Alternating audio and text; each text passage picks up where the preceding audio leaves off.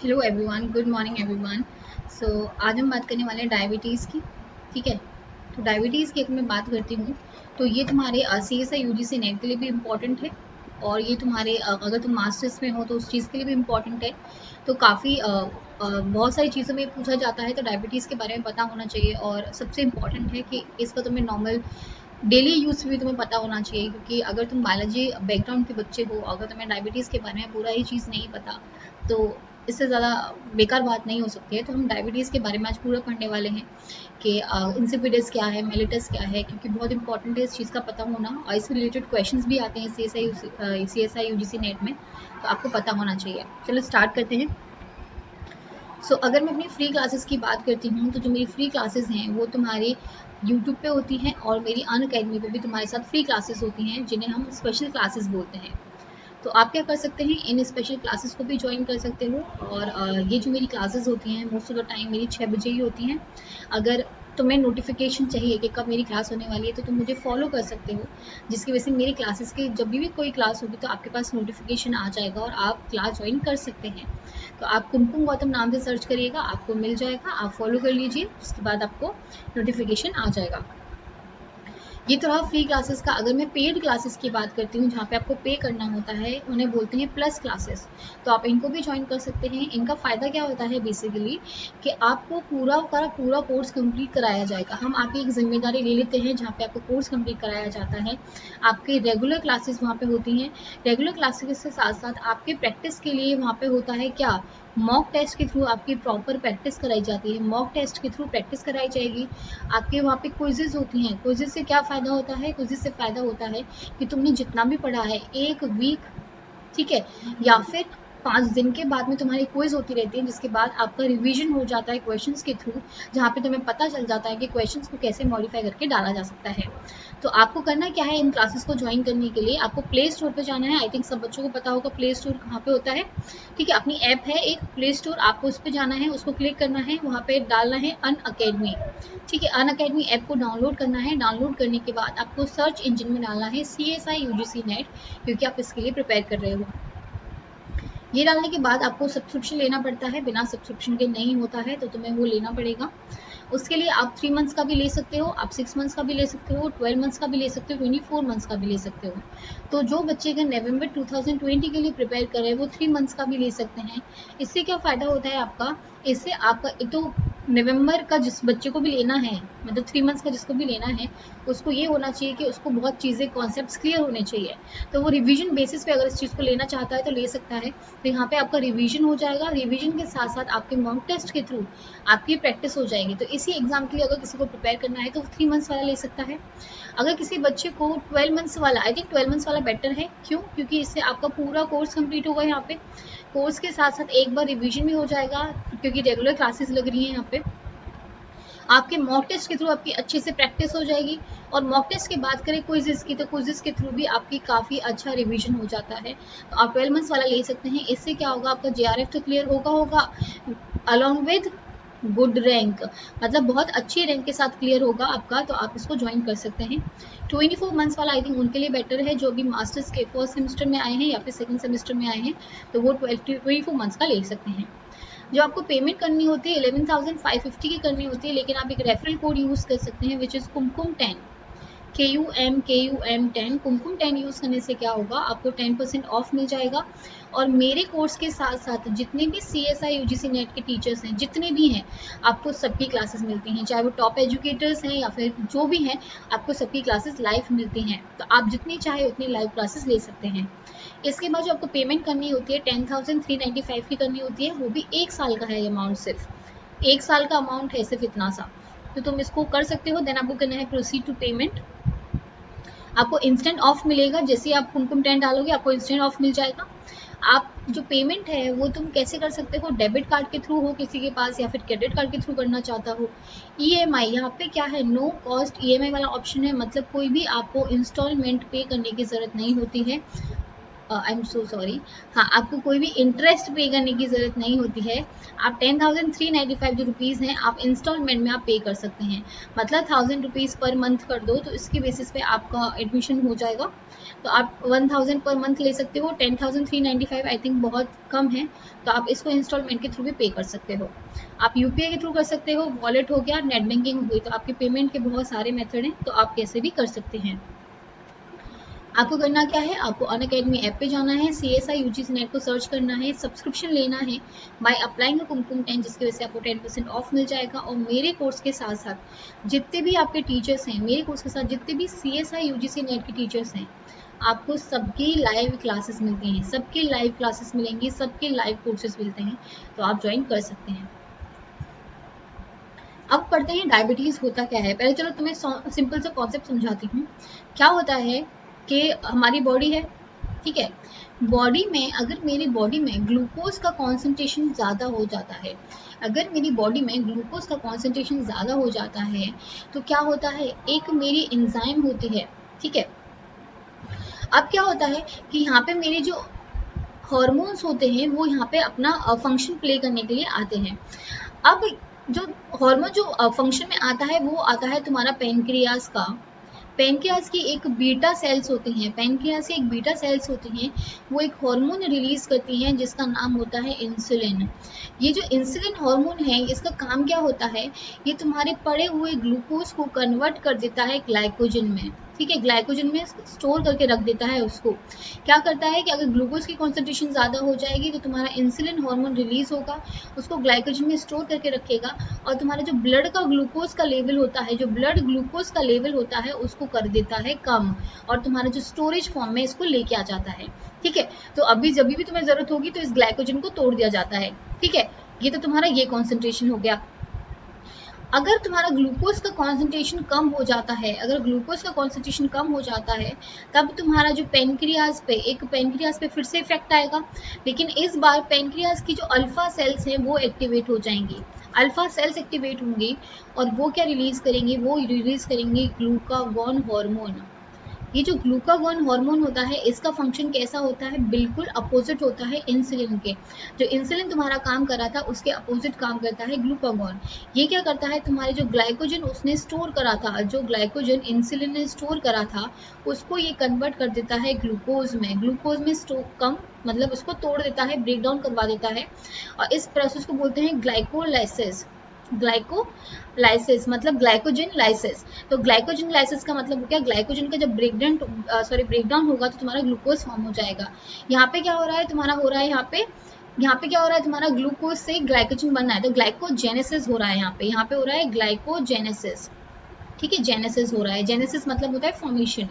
तो ये तुम्हारा नॉर्मल फंक्शन होता है इन हॉर्मोन्स का। अगर अल्फा सेल्स आ रही हैं तो मेरा ग्लूकागॉन रिलीज करेंगी, और अगर बीटा सेल्स आ रही हैं तो इंसुलिन रिलीज करेंगी। अब इस इंसुलिन का इतना इंपॉर्टेंट रोल होता है, क्यों, क्योंकि ये क्या कर रहा है, तुम्हारे ब्लड ग्लूकोज को बिल्कुल कम कर रहा है, मतलब ब्लड ग्लूकोज को मेंटेन रखने की कोशिश कर रहा है, उसको रेगुलेट करने की कोशिश कर रहा है।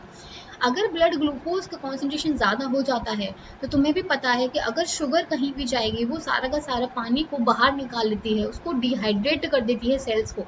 जैसे ये कैसे कंडीशन प्रोवाइड करती है, हाइपरटोनिक कंडीशन प्रोवाइड कर देती है, जिसकी वजह से जो वाटर होगा वो बिल्कुल बाहर आ जाएगा और जो सेल्स होंगी वो श्रिंक होने लग जाएंगे। तो इसकी वजह से तुम्हारा प्रेशर इंक्रीज हो जाएगा, बहुत प्रॉब्लम्स आ जाती हैं। तो ब्लड का अगर ग्लूकोज बढ़ेगा तो बहुत सारी प्रॉब्लम आ जाती हैं। अब अगर हम डायबिटीज़ की बात करते हैं तो डायबिटीज़ जो है वो इंसुलिन हार्मोन्स से ही इंस्पायर्ड है, मतलब जो इंसुलिन हार्मोन है वही इसके लिए रिस्पॉन्सिबल है। तो डायबिटीज़ जो है वो तुम्हारी क्या होता है, is due to either the pancreas not producing the insulin और the cells of the body not responding properly to the insulin produced. मतलब क्या हुआ, डायबिटीज़ होने के चांसेस तभी हैं तुम्हारे जब तुम्हारा इंसुलिन या फिर तो फॉर्म ही नहीं हो पा रहा है।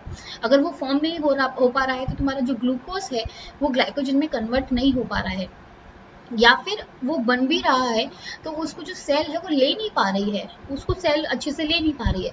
तो ये होता है तुम्हारा डायबिटीज़ का एक सिंपल सा ओवरव्यू। अब बात करते हैं टाइप्स ऑफ डायबिटीज़ की। तो डायबिटीज़ दो टाइप की होती है, पहले ये समझना है। पहला जो टाइप होता है उसका होता है डायबिटीज़ इंसिपिडस। ठीक है। डायबिटीज इंसिपिडस जो होता है इसका पहला पार्ट होता है। जो सेकंड पार्ट होता है इसका मतलब होता है डायबिटीज मेलिटस। ये दो तुम्हारे टाइप होते हैं अगर मैं डायबिटीज की बात करती हूँ तो। डायबिटीज इंसिपिडस का मतलब होता है, इंसिपिडस का मतलब होता है जब तुम्हारी बॉडी में या फिर तो बहुत ज्यादा पॉलीयूरिया वाली कंडीशन आ जाए, पॉलीडिप्सिया वाली कंडीशन आ जाए, जहाँ पे तुम्हें बहुत थर्स्ट लगने लग जाती है, तुम बहुत प्यासे प्यासे रहते हो। तो डायबिटीज इंसिपिडस जो है वो तुम्हारी बेसिकली इंसुलिन पे डिपेंड नहीं करती है, इसका इतना रोल नहीं होता इंसुलिन का इसके ऊपर। डायबिटीज इंसिपिडस कब हो जाती है, जब तुम्हारा बेसिकली जो एंटी डायरेटिक हार्मोन है दैट इज एडीएच अगर अच्छे से काम नहीं करेगा तो वो ये वाली प्रोसेस क्रिएट कर सकता है। अभी हम इसको डिटेल में पढ़ेंगे, अभी थोड़ा बहुत इधर ही समझ लो, थोड़ा ओवरव्यू। अगर डायबिटीज मेलिटस की बात करती हूँ, मेलिटस का मतलब ही होता है शुगर। इसका मतलब क्या होता है, शुगर इसका मतलब होता है। तो ये डायबिटीज मेलिटस का मतलब हुआ कि ऐसी कोई प्रॉब्लम जो शुगर के इंक्रीज से होने से मतलब क्रिएट कर सकता है, वो होता है तुम्हारा डायबिटीज मेलिटस। अब इसके जो टाइप होते हैं, इसके होते हैं दो टाइप, एक होता है टाइप 1 और एक होता है टाइप 2। तो जो डायबिटीज मेलिटस होती है वो दो पार्ट्स में फर्दर डिवाइड की जाती है, जिसे बोला जाता है टाइप 1 एंड टाइप 2। चलो ये तुम्हारा हो गया ओवरव्यू। अब हम बिल्कुल डिटेल में पढ़ लेते हैं डायबिटीज इंसिपिडस को। सो डायबिटीज इंसिपिडस की अगर मैं बात करती हूँ तो इसमें क्या होता है तुम्हारा, अब ये तुम्हें पता होना चाहिए कि कहाँ से कौन सी चीज़ें, क्योंकि ये हॉर्मोन्स मैं अनअकैडमी पे पढ़ा चुकी हूँ, यहाँ नहीं पढ़ाए हैं, तो इसलिए मैं एक बार तुम्हें ओवरव्यू दे देती हूँ कि एडीएच कैसे सीक्रेट होता है। This is posterior pituitary, sorry posterior pituitary. चलो मैं यहाँ पे बना देती हूँ तुम्हारे लिए। ये तुम्हारा हाइपोथैलेमस हो गया, ठीक है। हाइपोथैलेमस एक तुम्हारा एक ब्रेन का पार्ट है जो तुम्हारे हॉर्मोन्स का सीक्रेशन में मेन पार्ट प्ले करता है। यही तुम्हें सिग्नल देता है, चाहे वो रिलीजिंग सिग्नल दे या फिर इनिबिटरी सिग्नल्स दे।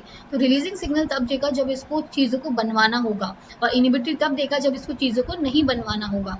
तो ये दोनों सिग्नल रिलीज कर सकता है। तो हाइपोथैलेमस क्या करता है, एक नॉर्मली जो मैं बात करती हूँ, अगर नॉर्मली हार्मोन्स की बात करती हूँ तो हाइपोथैलेमस एक रिलीजिंग हार्मोन सीक्रेट करता है, जैसे थायरोटोपिन ने रिलीजिंग हार्मोन सीक्रेट कर दिया। वो एंटीरियर पिट्यूटरी को बोलता है कि आप हार्मोन बना दीजिए, तो वो थायरोक्सिन जो भी होगा हार्मोन बना देता है।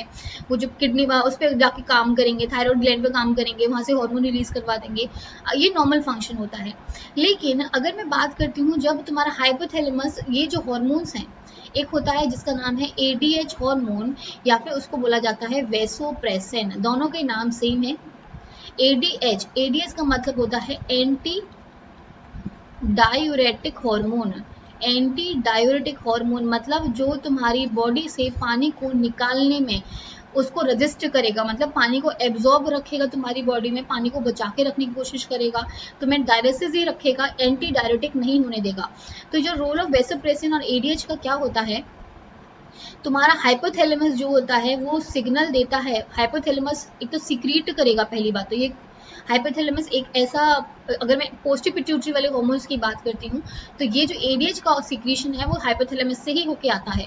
तो जो एडीएच या फिर वेसोप्रेसिन है ये तुम्हारा यहीं से बन के आता है, ठीक है। हाइपोथैलेमस इनको बना के देगा। उसके बाद ये आते हैं तुम्हारे पोस्टीरियर पिट्यूटरी में। किस में आ रहे हैं, पोस्टीरियर पिट्यूटरी में आ रहे हैं। ये पोस्टीरियर पिट्यूटरी में आके ये स्टोर हो जाते हैं, ये स्टोर हो जाते हैं। मतलब क्या हुआ, जो हाइपोथैलेमस है उसने पूरा हार्मोन रिलीज करा है, एडीएच वेसोप्रेसिन पूरा सीक्रेट करके भेजा है, और पोस्टीरियर पिट्यूटरी को बोला है कि आप इसको स्टोर करके रखो, आप इसको स्टोर करके रखो। जैसे हमें लगेगा कि वाटर का कॉन्सेंट्रेशन हमारी बॉडी में कम हो रहा है, जैसे हमें वाटर का कॉन्सेंट्रेशन कम हो रहा है, ये जो एडीएच हार्मोन है या फिर जो वेसोप्रेसिन हार्मोन है तुम्हारे जाते हैं किडनी के पास में, और किडनी के पास जाके क्या करते हैं, उनको बोलते हैं कि जो वाटर का रिमूवल है, जो वाटर का रिमूवल है थ्रू यूरिन, ठीक है, किसके थ्रू, यूरिन के थ्रू उसको कम कर देते हैं। अगर ये कम कर देंगे मतलब क्या हुआ, तुम्हारा एब्जॉर्प्शन बढ़ा दिया बॉडी में वाटर का, तुम्हारी जो वाटर था तुम्हारी बॉडी में ज्यादा एब्जॉर्ब हो जाएगा और यूरिन के थ्रू बहुत कम निकलने वाला है। ओके, ये तो तुम्हारी नॉर्मल कंडीशन हो गई। अब डायबिटीज इंसिपिडस में क्या होता है कि तुम्हारा ये जो फंक्शन होता है, जो वेसोप्रेसिन का जो रोल होता है वो इफेक्ट होता है, वो इफेक्ट होता है। तो अगर एडीएच तुम्हारा ढंग से काम नहीं करेगा, अगर तुम्हारा वेसोप्रेसिन ढंग से काम नहीं करेगा, तो क्या होगा, तुम्हारा जो एंटी डायरेटिक वाली जो कंडीशन जो होनी चाहिए थी, अब क्या हो जाएगी, तुम्हारा जो वाटर होगा वो तुम्हारी बॉडी से बहुत ज़्यादा निकलने लगेगा, उसको कोई बचाने वाला नहीं है, वो निकलता ही जाएगा, निकलता ही जाएगा, उसको कोई बचाने वाला नहीं है। तो इसमें क्या होता है, फ्रिक्वेंट यूरिनेशन हो जाता है, पॉलीयूरिया वाली कंडीशन आ जाती है, पॉलीयूरिया वाली कंडीशन आ जाती है, जहाँ पे तुम्हें बहुत ज़्यादा फ्रिक्वेंट यूरिनेशन जाना होता है, बहुत ज़्यादा पानी का रिमूवल हो जाता है। अगर मैं बात करती हूँ नॉर्मल की, तो हम लोग 5 लीटर इन अ डे अगर रिमूव करते हैं पानी को, तो ये डायबिटीज़ इंसिपिडस जिसको भी होता है अबाउट 20 लीटर ये यूरिन को निकालता है एक दिन में। तो मतलब अगर इतना पानी तुम्हारी बॉडी से निकलेगा तो तुम्हारी क्या लगेगा, तुम्हें प्यास ज़्यादा लगती रहेगी। तो बहुत फ्रिक्वेंट मतलब कांस्टेंट थर्स्ट, मतलब तुम्हें लगेगा कि मेरा गला सूखा हुआ है पूरा टाइम, मुझे प्यास लग रही है, क्यों, क्योंकि तुम इतना पानी यूरिनेशन के थ्रू रिमूव कर रहे हो। तो जो डायबिटीज़ इंसिपिडस होती है वो तुम्हारी वैसोप्रेसिन जो हार्मोन होता है वो रिस्पॉन्सिबल होता है इस चीज़ के लिए।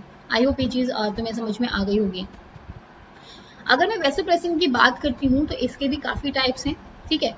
तो एक होता है सेंट्रल, या फिर तुम्हारा हो जाएगा ये जो ब्रेन से रिलेटेड होगा, ठीक है। एक होता है नेफ्रोजेनिक और एक होता है जेस्टेशनल या फिर गेस्टेशनल, जो भी जिस इंसान को बोलना हो वो बोल सकता है। अगर मैं बात करती हूँ इस वाले डिजीज की, ठीक है, इस वाले डिजीज की बात करती हूँ, या फिर तो इसमें क्या होता है तुम्हारा, इसमें तुम्हारा जो हाइपोथैलेमस वाला पार्ट है, जो हाइपोथैलेमस वाला पार्ट है वो तुम्हारा क्या हो जाता है, वो डैमेज हो जाता है।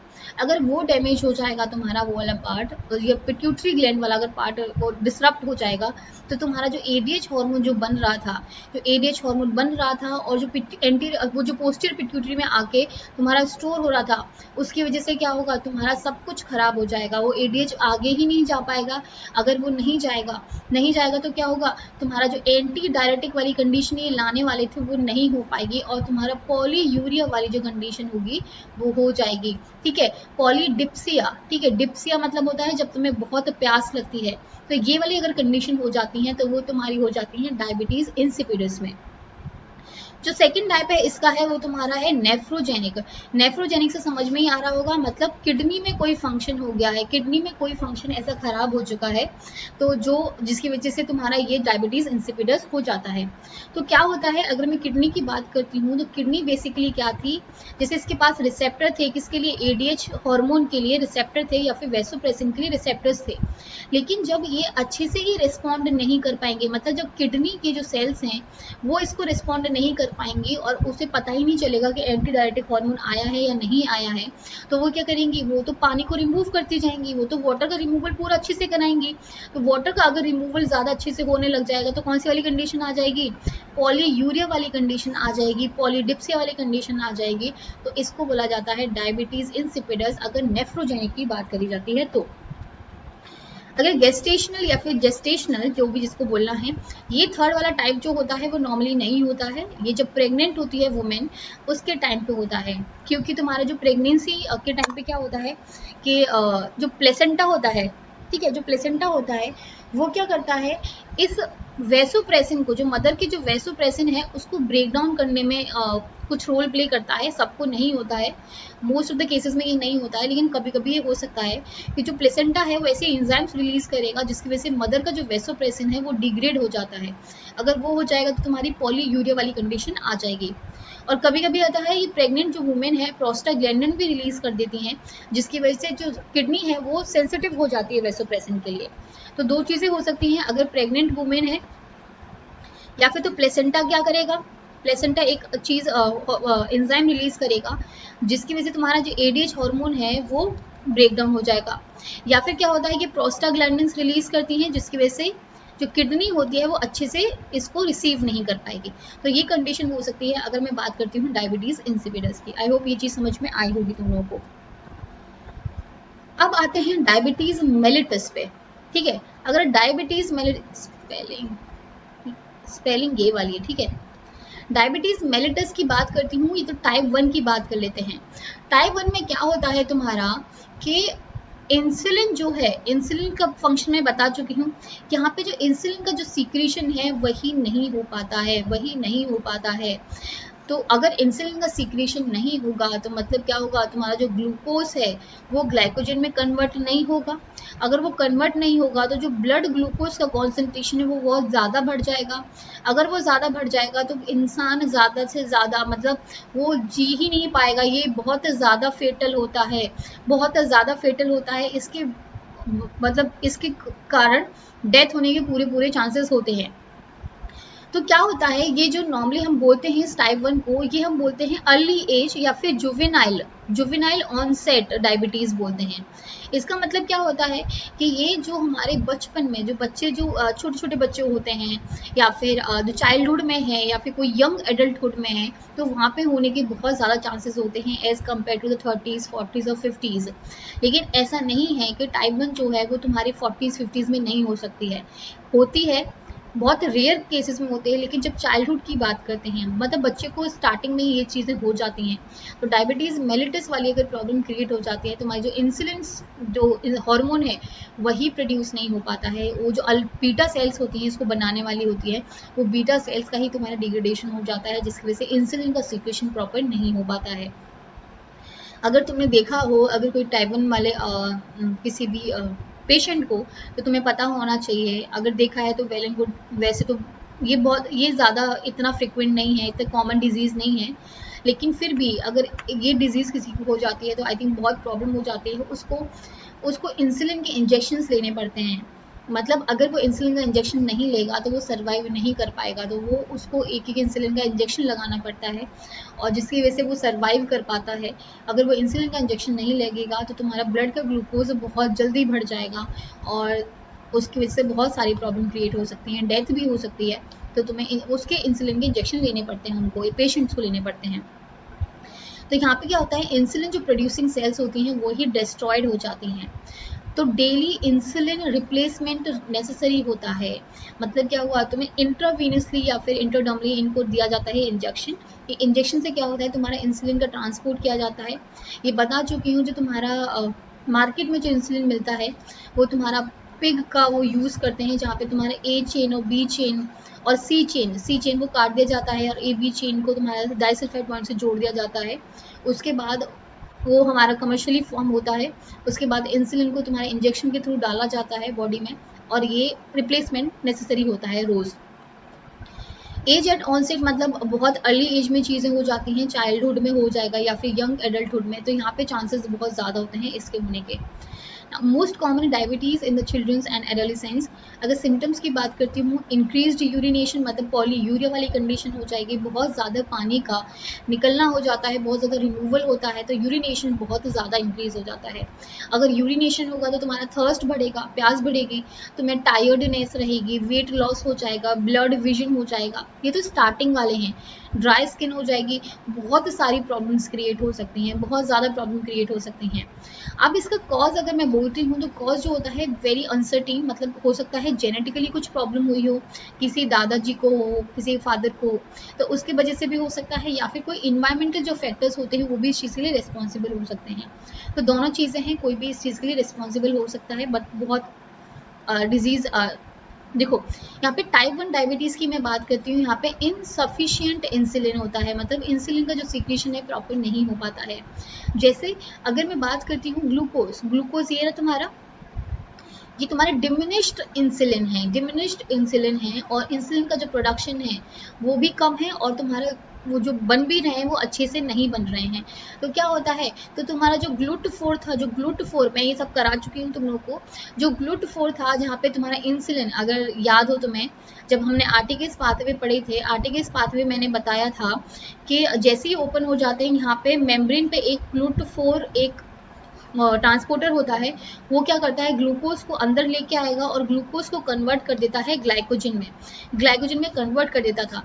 लेकिन जब ये आएगा ही नहीं, जब तुम्हारा इंसुलिन से रिसेप्टर से अच्छे से ये बाइंड ही नहीं होगा अच्छा वाला फॉर्म, तो तुम्हारा ग्लूट4 भी ओपन नहीं हो पाएगा। अगर ग्लूट4 भी ओपन नहीं होगा तो जो जो ग्लूकोज का ट्रांसपोर्टेशन होना था वो भी तुम्हारा डिमिनिश्ड हो जाता है, ग्लूकोज का अपटेक।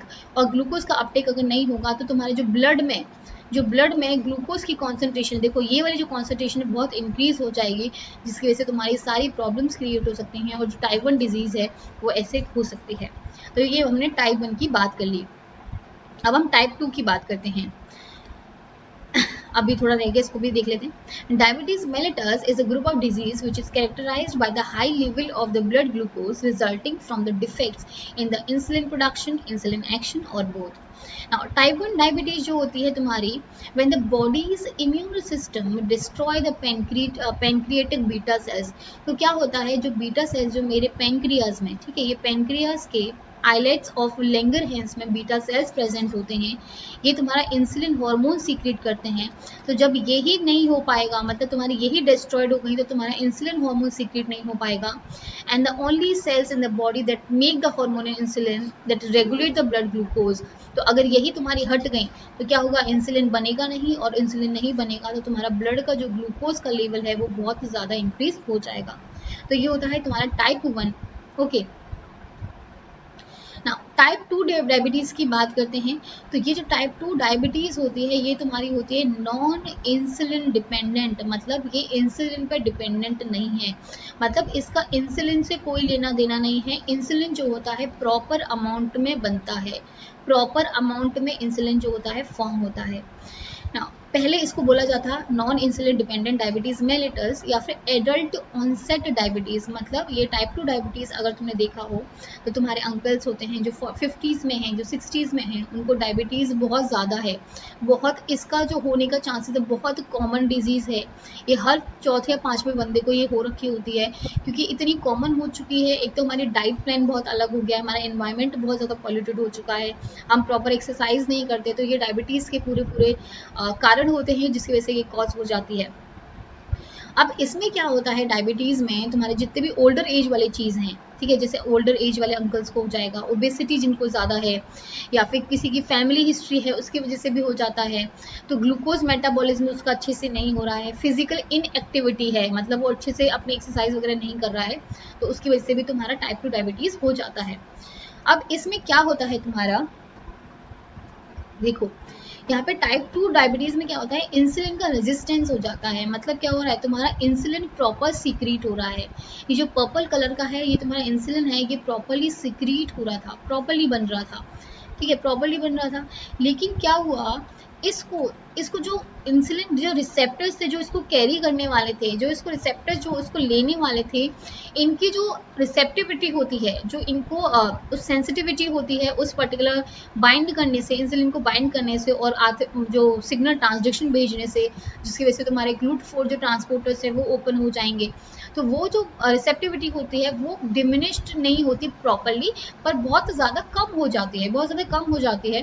तो जितने अमाउंट में उनको इंसुलिन को लेना चाहिए था, मतलब देखो अगर ये मेरे रिसेप्टर्स हो गए, यहाँ पे तुम्हारे 10 ग्लूकोज मॉलिक्यूल्स हैं और यहाँ पे 10 ही तुम्हारे इंसुलिन हैं, तो यहाँ पे 10 तुम्हारे रिसेप्टर्स थे, लेकिन ये जो रिसेप्टर की जो रिसेप्टिविटी है वो 10 से ना बाइंड करके सिर्फ 4 या 5 से ही बाइंड कर पाएंगे, और तुम्हारे सिर्फ 4 या 5 जो ग्लूकोज मॉलिक्यूल्स हैं उनको ही ले पाएंगे, ज़्यादा को नहीं ले पाएंगे। मतलब क्या हुआ, तुम्हारा रिसेप्टर का जो काम था ना वो थोड़ा वीक हो गया, थोड़ा वीक हो गया, जिसकी वजह से क्या होता है, धीरे धीरे धीरे अगर मैं बात करती हूँ, अगर धीरे धीरे अगर यही चीज़ हो जाएगी, तो ये नहीं होता किसी इंसान को अगर ऐसा एनवायरनमेंट मिल जाए जहाँ पे वो बहुत सुख से रह रहा है और जहाँ पे उसको ज़्यादा काम नहीं करना पड़ रहा है, तो धीरे धीरे इंसान भी ऐसा ही बनता जाता है, लेजी सा बनता जाता है। तो कभी कभी क्या होता है, ये जो टाइप 2 डायबिटीज़ है, ये जो टाइप 2 डायबिटीज़ है वो तुम्हारी टाइप 1 में भी कन्वर्ट हो सकती है। मतलब अगर इंसुलिन हमारा सीक्रेट तो बहुत सारा हो लेकिन उसको लेने वाला नहीं है, तो क्या होगा, हमारा इंसुलिन का धीरे धीरे धीरे धीरे सीक्रेशन भी कम होता जाता है, और तुम्हारी जो रिसेप्टर की रिसेप्टिविटी है वो भी कम होती जाती है। तो कभी कभी ये हो जाता है कि टाइप 2 जो है टाइप 1 में कन्वर्ट हो जाती है। बहुत रेयर केसेस होते हैं और इसको होने में भी 8, 10, 15 साल लग जाते हैं, तो ऐसा रेयरली होता है, बट ये भी हो सकता है। Now, in type 2 diabetes, the insulin is secreted, मतलब इंसुलिन का फॉर्मेशन होता है, but their cells do not use as it as well as they should, मतलब जिस हिसाब से उनको लेना चाहिए था लेकिन वो उस हिसाब से उसको ले नहीं पाते। एडल्ट ऑनसेट डायबिटीज है। Now, type 2 diabetes develops when the body becomes resistant to the insulin or when the pancreas is unable to produce enough insulin, मतलब अगर इंसुलिन की थोड़ी कॉन्सेंट्रेशन कम हो जाएगी धीरे धीरे, या फिर उसका जो रिसेप्टर है वो अच्छे से रिसेप्टिविटी शो नहीं करेगा, अच्छे से उससे ज़्यादा अच्छे से एफिशिएंटली अगर बाइंड नहीं करेगा, तो उसकी वजह से भी प्रॉब्लम क्रिएट हो सकती है। It usually begins as insulin resistance. Starting कब से होती है? जब इंसुलिन अगर आया है लेकिन उसे बाइंड करने के लिए रिसेप्टर्स जो हैं ज़्यादा रेजिस्टेंस शो करते हैं, तब यहाँ से स्टार्टिंग होती है।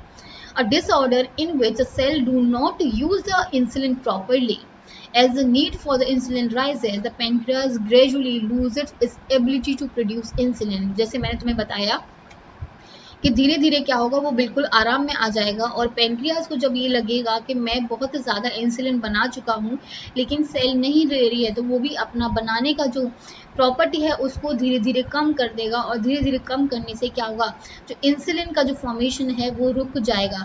तो ये तुम्हारी टाइप 1 में भी कन्वर्ट हो सकती है, लेकिन इसको बहुत ज़्यादा टाइम लगता है, ऐसे अचानक से नहीं हो सकता, बहुत ज़्यादा टाइम लगेगा, 8 10 15 साल लग जाएंगे। तो ये हो सकता है। ये एक तुम्हारा पूरा ओवरव्यू है, समरी है इस पूरे टॉपिक की। यहाँ पे क्या बोला गया है, तुम्हारी पेनक्रियाज ने क्या करा, बीटा सेल्स, ये जो बीटा सेल्स होती हैं जो पेनक्रियाज में आइलेट्स ऑफ लैंगरहैंस में जो बीटा सेल्स होती हैं, वो तुम्हारा इंसुलिन का सिक्रीशन करेंगी। ये जो इंसुलिन होता है तुम्हारा बाइंड करता है किससे, ये तुम्हारे जाएगा मेम्ब्रेन पे, जाने के बाद तुम्हारे ग्लूकोज, ये जो इंसुलिन आया तुम्हारे इंसुलिन रिसेप्टर से बाइंड करेगा, बाइंड करने के बाद क्या करेगा, जो ग्लूट4 जो ट्रांसपोर्टर्स होते हैं उनको ओपन कर देता है और जो तुम्हारा ग्लूकोज बहुत सारा जो ब्लड में पड़ा हुआ होता है उसको अंदर ले लेगा और अंदर लेने के बाद इस ग्लूकोज को कन्वर्ट कर देता है किसमें, ग्लाइकोजन में कन्वर्ट कर देता है, जिसकी वजह से तुम्हारा जो ब्लड वॉल्यूम है, जो ब्लड ग्लूकोज लेवल है वो क्या हो जाता है, कम हो जाता है और इसको मेंटेन किया जा सकता है। ये तुम्हारे नॉर्मल सेल की बात हो गई, ये नॉर्मली ये काम करता है। टाइप 1 में क्या होता है, तुम्हारा जो पेनक्रियाज की जो बीटा सेल्स हैं, जो पेनक्रियाज की जो बीटा सेल्स हैं वो प्रॉपर इंसुलिन बना ही नहीं पाएंगी। वो इंसुलिन अगर बना नहीं पाएंगी तो रिसेप्टर से कौन जाके बाइंड करेगा, अगर रिसेप्टर से कोई जाके बाइंड नहीं कर रहा तो जो ग्लूट ट्रांसपोर्टर्स थे, जो ग्लूट4 जो ट्रांसपोर्टर्स थे वो भी ओपन नहीं होंगे। अगर वो ओपन नहीं होंगे तो तुम्हारा जो ग्लूकोज पड़ा हुआ था, ऐसे देखो ये वाला जो पड़ा हुआ था वो उसका कॉन्सेंट्रेशन इंक्रीज हो जाएगा। अगर ग्लूकोज का ब्लड में कॉन्सेंट्रेशन इंक्रीज हो जाएगा तो तुम्हारी पॉली यूरिया वाली कंडीशन आ जाएगी, पॉलीडिप्सिया वाली कंडीशन आ जाएगी और तुम्हें इंसुलिन के इंजेक्शन लेने पड़ सकते हैं। ये होती है तुम्हारी टाइप 1 डायबिटीज मेलिटस। सेकेंड की बात करती हूँ, यहाँ पे क्या होता है, तुम्हारी पेनक्रियाज जो होती हैं, बीटा सेल्स जो होती हैं उसकी, वो reduced amount of insulin release करती हैं, reduced amount of insulin release करेंगी। और ये जो इंसुलिन आता है, लेकिन इसमें क्या होता है, जो तुम्हारा रिसेप्टर इसको रिसेप्ट करने वाला है, जो रिसेप्टर इसको कैरी करने वाला है, उसकी जो सेंसिटिविटी होती है वो थोड़ी कम होती जाती है, उसकी रेजिस्टेंट पावर ज़्यादा बढ़ती जाती है और सेंसिटिविटी कम होती जाती है। मतलब वो इससे ढंग से बाइंड तो कर जाएगा, 1 2 3 4 बाइंड कर जाएंगे, लेकिन ज़्यादातर जितना एफिशिएंटली उसको बाइंड करना चाहिए था उस एफिशिएंसी से बाइंड नहीं कर पाएगा, जिसकी वजह से जो ग्लूट4 जो ट्रांसपोर्टर जो होंगे वो कम खुलेंगे और जो थोड़ा सा जो ग्लूकोज होगा वो तो अंदर आ जाएगा, लेकिन फिर भी ग्लूकोज बाहर रह जाता है, तो ब्लड ग्लूकोज की जो कॉन्सेंट्रेशन होती है वो इंक्रीज हो जाती है। इंक्रीज होने के बाद तुम्हारी ये वाली कंडीशन यहाँ पे भी हो सकती है।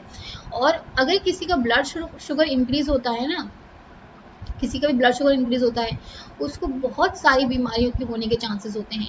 अगर उसको एक चोट भी लग जाती है, अगर एक चोट भी लग जाती है, इतना ज़्यादा इन्फ्लेमेशन हो सकता है, इतना ज़्यादा इन्फ्लेमेशन हो सकता है कि उसका वो जो चोट है, छोटी सी चोट भी बहुत बहुत टाइम में सही होगी जाके, अगर सही हो सकती है तो बहुत टाइम में जाके सही होती है। क्योंकि यहाँ पे क्या होता है तुम्हारा, क्योंकि इन्फ्लेमेशन के बहुत सारे चांसेस हो जाते हैं।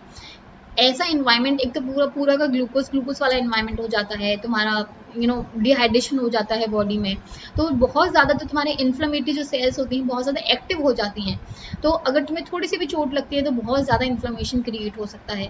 तो जो टाइप 2 वाली है बहुत ज़्यादा कॉमन है आज के टाइम में। तो एक्सरसाइज करना बहुत इंपॉर्टेंट है, एक्सरसाइज के साथ साथ तुम्हें प्रॉपर डाइट लेना इंपॉर्टेंट है। अगर प्रॉपर डाइट नहीं लेते हैं तो भी ये चीज़ें हो सकती हैं। और उसके बाद एक्सरसाइज तो खैर इम्पॉर्टेंट है ही। तो जो इंसुलिन का जो रोल है बहुत ज़्यादा इम्पॉर्टेंट है, अगर मैं बात करती हूँ आज के हमारे लिविंग ऑफ स्टैंडर्ड के हिसाब से, कि एक प्रॉपरली हम बिल्कुल ऐसे हो गए हैं कि काम काम पे ध्यान है या फिर पढ़ाई पे ध्यान है, एक ही जगह लेटे हुए हैं तो एक ही जगह लेटे हुआ, तो ऐसा नहीं होना चाहिए। तुम्हें मूव भी करते रहना चाहिए, प्रॉपरली डाइट लेनी चाहिए, प्रॉपरली एक्सरसाइज करना चाहिए। और सुबह उठने की ये जो बायोलॉजिकल क्लॉक को जो हम हिलाने लग गए ना आजकल, पहले क्या होता था कि बायोलॉजिकल क्लॉक को बहुत अच्छे से मेंटेन किया जाता था। अब जो बच्चा है वो रात को 1 या 2 बजे से पहले सोता नहीं है और सुबह 4 या 5 बजे तो उठने का छोड़ो, वो 8 या 9 बजे तक भी नहीं उठता है, 10 बजे तक उठता है। तो ये जो बायोलॉजिकल क्लॉक हिलती है ना, उसकी वजह से भी तुम्हारी हार्मोन का जो सीक्रेशन है ना, उस पे भी इफेक्ट पड़ता है, क्योंकि डायरेक्टली तुम्हारा इफेक्ट जो पड़ रहा है तुम्हारा हाइपोथैलेमस इफेक्ट पड़ रहा है, और उसके आसपास ही होती है तुम्हारी पीनियल ग्लैंड। अभी जो पीनियल ग्लैंड जो तुम्हारी स्लीप वेक साइकिल को मेंटेन करके रखती है, अगर ये डिस्टर्ब होती है तो तुम्हारा आधा आधा मतलब बॉडी का जो पूरा ऑर्गेनाइजेशन है, जो जहाँ से तुम्हारे हार्मोन का सीक्रेशन है, तुम्हारे एंजाइम का सीक्रेशन है, सारा का सारा इफेक्ट होता है। तो अपनी डेली लाइफ को बहुत अच्छे से मेंटेन करके रखना चाहिए, जिसकी वजह से ये प्रॉब्लम क्रिएट नहीं हो। कुछ क्वेश्चंस कर लेते हैं जो CSI UGC नेट में आ रखे हैं। Now, a diabetic patient developed a metabolic acidosis resulting in the deep and rapid breathing which is called। तो अगर मैं बात करती हूँ कोई भी डायबिटिक पेशेंट होता है, क्योंकि इसमें क्या होता है तुम्हारी डीप एंड रैपिड ब्रीदिंग हो जाती है, उसको जो बोला जाता है उसको बोला जाता है कुसुमोल ब्रीदिंग। कुसुमोल ब्रीदिंग होता है वो कुसुमोल ब्रीदिंग, तो उसको बोला जाता है। जो कुसुमोल ब्रीदिंग होता है एक हाइपर वेंटिलेशन है, बहुत ज़्यादा ऐसे सांस को एक बहुत जल्दी ले रहे हो। Lung in the lung emergency response to the acidosis. Acidosis अगर हो जाता है उसके बाद तुम्हें हाइपर वेंटिलेशन वाली प्रोसेस हो जाती है, जिसमें कुसुमोल ब्रीदिंग बोला जाता है इसको। It is a labored and deeper breathing rate, and it is mostly commonly associated with a condition that can cause a metabolic acidosis, particularly diabetes। तो ये सब हो सकता है, तो ये एक दो चीज़ें याद रखनी इससे रिलेटेड। नेक्स्ट क्वेश्चन देखो, ये क्वेश्चन क्या है, तो vasopressin secretion does not increase with. तो वेसोप्रेसिन का जो सीक्रेशन है वो किसके साथ इंक्रीज नहीं होता है। तो अगर मैं बात करती हूँ एक्सरसाइज के बाद में, क्योंकि तुम अगर एक्सरसाइज कर रहे हो मतलब तुम्हारी बॉडी में स्वेट निकलेगा। स्वेट क्या होता है, वाटर का मिक्सचर होता है विद डिफरेंट इलेक्ट्रोलाइट्स, तो मतलब वाटर निकल रहा है तो तुम्हें क्या होगा, थर्स्ट लगेगी। तो ये वेसोप्रेसिन क्या करेगा, ये भी तुम्हारा क्या करता है, वाटर को रीएब्जॉर्प्शन को इंक्रीज कर देता है, और तुम पानी भी पीते हो तो सब चीज़ें मेंटेन करके रखता है। स्टैंडिंग में खड़े हो तब भी तुम्हारा वेसोप्रेसिन का सिक्रेशन ऐसा रहता है कि जिसकी वजह से क्या होता है, तुम्हें वाटर को एब्जॉर्ब करा दिया जाता है, उसको रीएब्जॉर्प्शन को इंक्रीज कर दिया जाता है। वॉमिटिंग करोगे वाटर बाहर निकलेगा, तो इसमें भी हो सकता है। And increase in extra cellular fluid volume, इसका मतलब है कि तुम्हारा ऑलरेडी वाटर का जो कॉन्सेंट्रेशन है ज़्यादा है, ठीक है। अगर फ्लूइड वॉल्यूम ज़्यादा है तो हमें वेसोप्रेसिन की कोई ज़रूरत नहीं होती है। इस टाइम पे क्या होता है, इसका सीक्रेशन जो होता है कम हो जाता है। तो answer will be your 2। Now, इस क्वेश्चन को देखो, which statement best describe the difference between the characteristic type 1 and type 2 diabetes? Now, person with the type 2 diabetes usually require low doses of the insulin than the person with the diabetes of 1 because they have a milder form of the diabetes। हो सकता है ये वाला हो, और देख लेते हैं। Person with the type 1 diabetes rapidly develop chronic complications। तो रैपिडली डेवलप, तो ये तो बहुत एक्सट्रीम वर्ड हो गया, तो ये तो बिल्कुल गलत हो जाएगा, ये बिल्कुल गलत हो जाएगा। Autoimmune factors are involve in the pathogenesis of type 1 but not type 2 diabetes.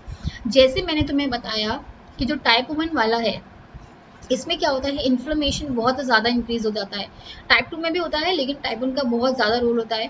तो इसमें क्या करते हैं, तुम्हारी खुद की सेल्स जो होती हैं वो तुम्हारा ऑटो इम्यून फैक्टर्स को भी मतलब एक्टिवेट कर सकती हैं, जिसकी वजह से तुम्हारी खुद की बॉडी खुद पे ही इफेक्ट करने लग जाती है। तो जो ये वाली जो चीज़ है वो तुम्हारी प्रॉपरली हो सकती है। तो याद रखना है, जो ऑटो इम्यून फैक्टर्स होते हैं वो टाइप 1 के साथ इन्वॉल्व होते हैं, टाइप 2 के साथ इन्वॉल्व नहीं होते हैं, इसलिए इतनी खतरनाक नहीं होती है टाइप 2 डायबिटीज़। जिसको भी हो जाती है 50s में किसी को भी हो जाती है, तब भी वो 70 तक सर्वाइव कर सकता है, 80 तक सर्वाइव कर सकता है, लेकिन उसको प्रॉपरली मेडिकेशन दी जाती है, प्रॉपरली मेडिसिन उसको दी जाती है। एक मेडिसिन आती है येलो कलर की, तो उसको इंजेस्ट करना पड़ता है रोज़, जिसकी वजह से जो इंसुलिन का जो रिसेप्टर्स हैं इजीली उस इंसुलिन को ले लें, ठीक है। और तो ये वाला याद रखना है, जो थर्ड वाला होगा वो तुम्हारा आंसर होगा। In type 1 diabetes, the autoantibodies against the beta cells antigens are present in the blood of the most patient with the type 1 diabetes। लेकिन जो type 2 diabetes होती है इसमें कोई भी no immunological activation, ऐसा नहीं होता है कि autoimmune antibodies फॉर्म हो जाए।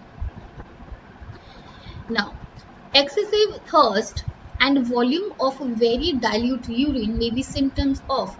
तो अगर मैं बात करती हूँ, जैसे कि मैंने बताया था, पॉलीडिप्सिया और पॉलीयूरिया वाली अगर कंडीशन हो जाती है, वो जब तुम्हारा वैसोप्रेसिन ढंग से काम नहीं करता है, जब तुम्हारा एडीएच ढंग से काम नहीं करता है, तब हो जाती है। तो तुम्हारा डायबिटीज जो इंसिपिडस है, याद रखना है इसको, तो डायबिटीज इंसिपिडस है, उसकी वजह से ये वाली प्रॉब्लम क्रिएट हो जाती है।